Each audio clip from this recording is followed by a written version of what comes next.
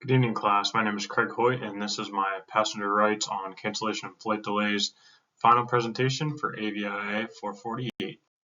So flight delays and cancellations aren't just a minor hiccup anymore. They are affecting people's jobs, their finances, and their peace of mind.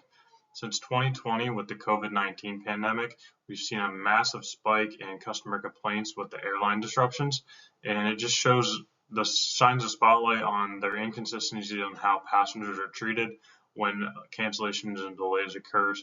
So in this presentation, we're going to walk through some of the regulatory landscape of the backing that we have. We're going to look at two major legal cases involving Delta Airlines, and then we're going to offer some insight into how this can be a more balanced system for the airlines and the passengers alike. So let's get started.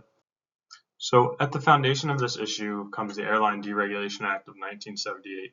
So before 1978, the federal government controlled the airline industry. They had the thumb on their pricing, their routing, and the competition that was allowed to be in that industry. So in 1978, with the Deregulation Act, the market opened up, prices lowered, routes changed, and it ushered in competition to the airlines. So no longer was there a few select airlines. Anybody could come in and join the market. But on the other hand, it reduced passengers' availability to bring lawsuits against the airlines at the state level. And at this point, the Department of Transportation became the enforcer and was the watchdog for the passengers when airlines were doing untrustworthy and manipulative games to make money. So according to the Department of Transportation, they are out to look at unfair and deceptive practices, which is by Title 49, which gives them the power. So they're relying on the one group of the Department of Transportation within the government to oversee the entire airline operation. So a quick look at today's travel. So today, according to the FAA, there's 2.9 million Americans that fly, whether they're on business, vacation, or even have to fly for emergencies. There's 2.9 million that get on an airplane every day and travel somewhere within the world. So common disruptions across the country, as you can imagine, there's weather, we have technology disruptions, which we'll talk about. There's mechanical problems, there's security issues, and these all arise and are at the heart of some of the legal issues between the airlines and passengers that are utilizing these services. And the impact that has on the travelers is they lose their money, they may be stranded at an airport, and then just the mental stress and anguish that it puts on them when they know they're in a time crunch and they have to get from point A to point B or point A to point B to point C, and their original flight is canceled, so it just backs up everything. So somebody out there has to hold the airlines accountable, and as we just mentioned, it's the Department of Transportation. So the United States Department of Transportation is empowered to enforce these regulations under 49 U.S. Code 41712.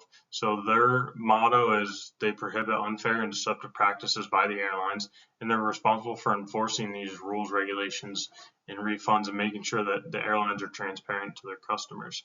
So right now, there's a lot of criticism around the Department of Transportation that they're slow to respond, and they really have limited enforcement capabilities.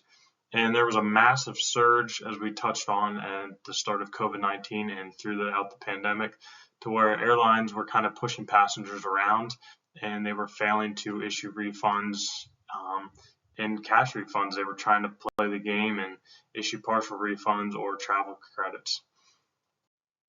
So we want to look at real quick about what the travelers expect when they fly. So we have a certain expectation that we think the airlines or want the airlines to abide by. So, when there's a cancellation or a delay, we want a full and timely refund. We won't have to wait for it. We don't want a partial refund or credits.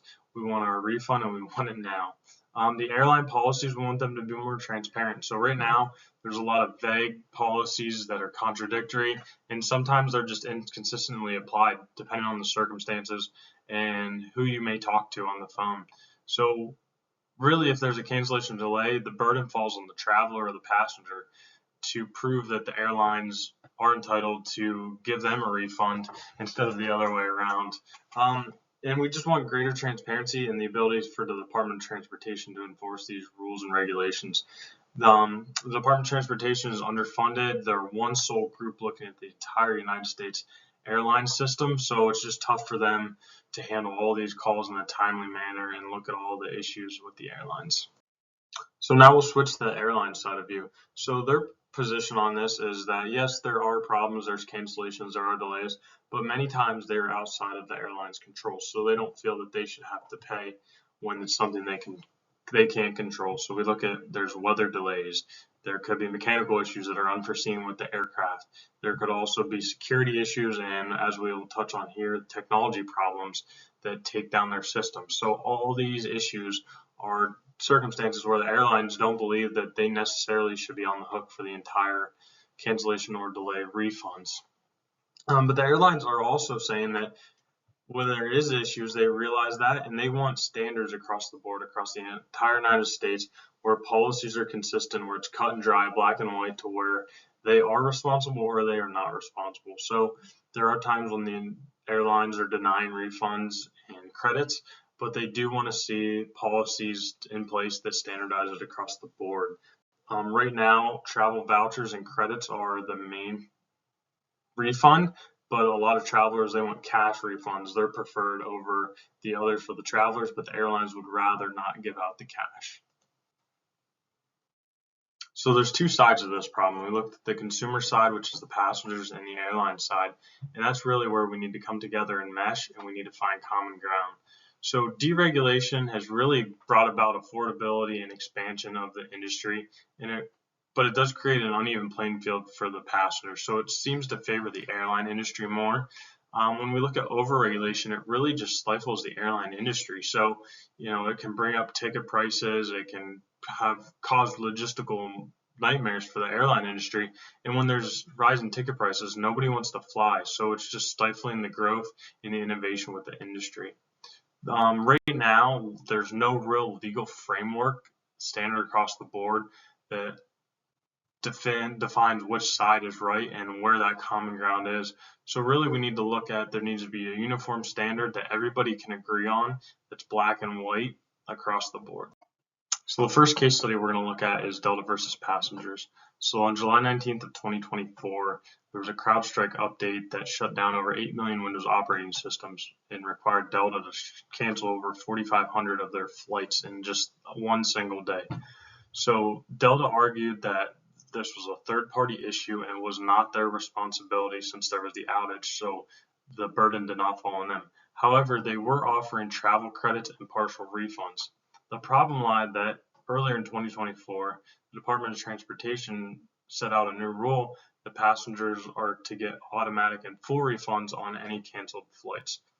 When Delta argued their fact that this was a third-party problem, they fought it, and it went into a class action lawsuit. So to this day, the lawsuit's still going on. Both parties have a lot at stake right now, and the outcome of this will really help set a precedent moving forward onto what the airlines are responsible for and not. Being a third party, yes, it is hard to imagine that Delta would be responsible, but at the end of the day, the passengers have no control over that. So it'll be interesting to see what happens with this. The second case study we're going to look at is Dusko versus Delta. So this one revolves pretty much around the COVID-19 pandemic.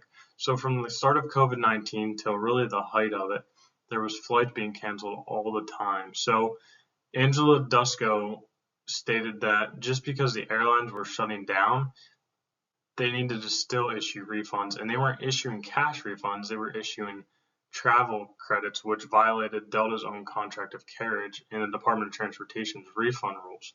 So ultimately, this ended up being Delta's problem, and they settled for $27.3 million to the affected over 14,000 people. So those 14,000 people split that money. So this really set a precedence for future cases moving forward, and it really reinforced the Department of Transportation stance and their abilities to enforce and what they need to do to watch over the passengers' rights versus these airlines. So as we just looked, there's two cases involving Delta, and they're just a piece of the pie. There's many more out there, but the airlines really have an ethical and moral obligation to their passengers. So the passengers purchase a flight, and they're really entering into a contract. So the airline is promising a service, which is a flight. or fair compensation if that service is not delivered on, if there's a cancellation or delay. There's obviously several cases where we have looked at where the airlines have not only failed to really meet those obligations, but they've tried to play the game and get around it. So they act as if the passengers have no rights, but the passengers have to take legal action to move forward and get this resolved. So the big one was the COVID-19. So during a global pandemic, the airlines really took a stance that it's out of our control. We can't do anything about it. And the travelers are hung out to dry. So really, it kind of shows that the airlines are not really customer centered. Yes, they're going to take a hit in money, but they need to look at the passengers. They're the ones that are keeping them in business. They need to have a proactive approach to helping the customers when there's a problem, opposed to being reactive. And really, the level of litigation and the amount of cases that we're seeing right now is just showing the frustration and distrust that passengers have with the airlines.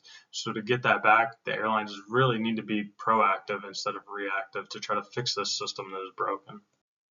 So as we look at this, there needs to be justice within the system, and there needs to be integrity all the way around. And Proverbs 11:1 pretty much states it all. The Lord detests dishonest scales, but accurate ways finds favor with him.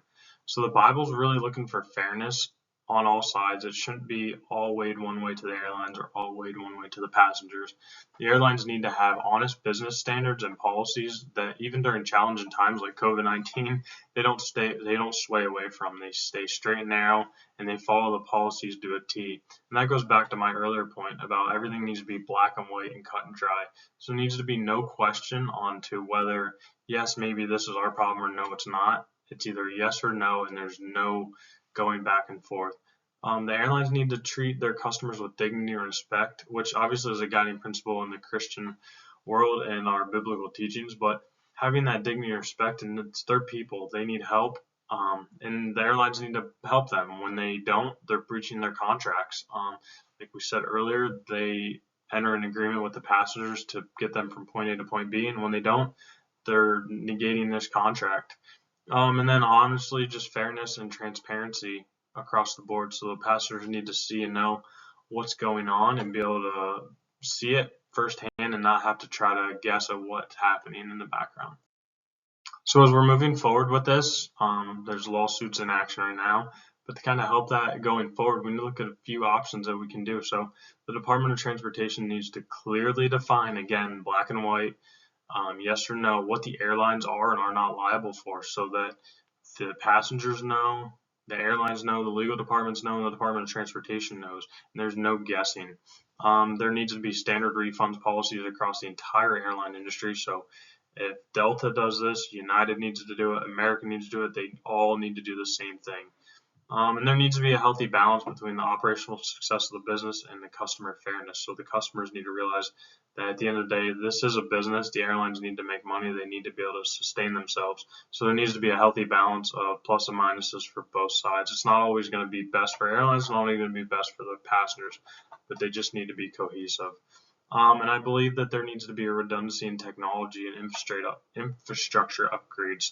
So as time moves on and technology increases, the airlines need to look at more redundant systems. They need to look at how they're going to operate if there's an issue like the CrowdStrike. What are they going to do when a system goes down? Is there a backup system that can take over?